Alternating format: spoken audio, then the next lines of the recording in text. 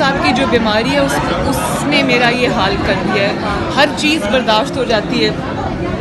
मैं इतने देर जेल में रही हूँ, सब मुझे एक दिन अल्लाह का शुक्र है ना कोई स्ट्रेस हुआ है ना, लेकिन जब से मियाँ साहब की तबीयत ख़राब हुई है उसने मुझे बहुत बुरी तरह अफेक्ट किया, क्योंकि मेरी वालदा की 1 साल पहले इसी तरह अल्लाह ताला को वो प्यारी हो गई। वो फिर जब बहुत ज़्यादा सहम जाता है इंसान।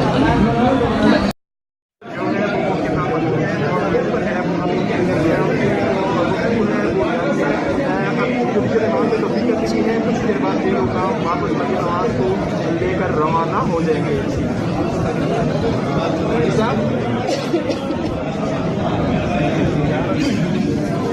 अंदरों पैगाम है सर, हम 80 पैर हो जाएंगे ना, मसला कोई नहीं, चले जाना है।